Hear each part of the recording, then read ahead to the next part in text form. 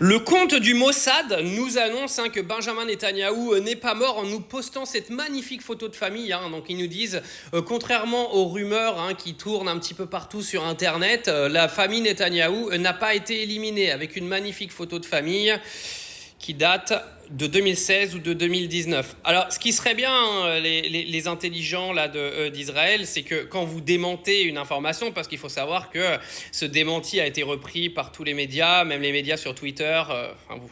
Les gars, il y aura un démenti quand on aura vu la sale gueule de Netanyahou, et la vraie, pas une intelligence artificielle. Cette photo-là, elle date de 2016 ou 2019, quand ils étaient en vacances en famille, d'accord? Alors c'est bien de démentir tout ça à chaque fois, mais ce qui est mieux, en fait, c'est de nous montrer où il est, parce que venez pas nous dire qu'il se cache, qu'il veut pas se montrer, parce qu'à chaque fois, en fait, qu'il y a une guerre entre l'Iran et Israël et qu'il saute sur la gueule, il est toujours en train de montrer sa sale gueule et de venir faire de la propagande. Là, bizarrement, on le voit pas depuis maintenant plusieurs jours, et il faudrait démentir des rumeurs. Alors si vous voulez, en fait, démentir des rumeurs, le plus simple, c'est un petit peu comme Brigitte, ça aurait été de montrer sa bite. Pardon, excusez-moi. Ça aurait été de montrer en fait Benjamin Netanyahou vraiment vivant, tu vois, au lieu de nous montrer une photo de famille qui date d'il y a plus de 6 ans. Alors moi, là, sur les derniers jours, j'ai repris toutes les suppositions de la mort de Netanyahou. Encore une fois, on ne sait pas s'il est mort, mais on ne sait pas s'il est vivant. C'est bien ça le problème. Et vous avez des comptes israéliens qui sont venus démentir la rumeur sans envoyer aucune preuve.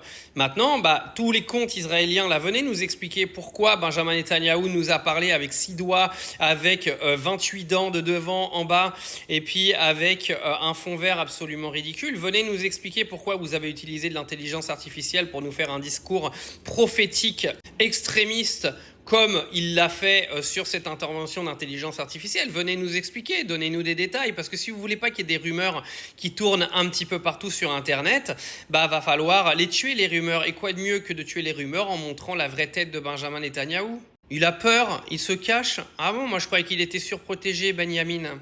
En fait, c'est une dinguerie ce monde, parce que en gros, quand c'est l'ayatollah iranien qui ne parle pas et qu'on est supposé qu'il est mort, il est mort.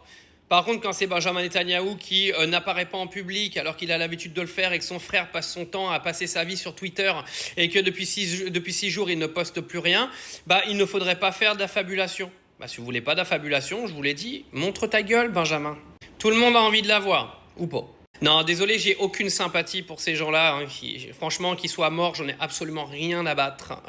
Bien au contraire, vu les dégâts qu'ils ont fait sur le nombre d'enfants en Palestine, etc., j'ai aucune humanité pour ces gens-là. Pourtant, moi, je suis quelqu'un de plutôt humain, mais pas pour des animaux comme ça qui sont... Non, il y a encore des animaux, je suis pas gentil avec les animaux, parce que les animaux, ils ont rien demandé à personne. Pour des monstres pareils, et pour faire taire encore toutes les grandes gueules de l'antisémitisme, des monstres, qu'ils soient juifs, islamistes, chrétiens, bouddhistes, tels qu'ils soient, des gens qui en gros font mourir des enfants tous les jours. J'ai aucune pitié pour ces gens-là. Clairement, j'en ai absolument rien à foutre de ce qui leur est arrivé, que les choses soient claires.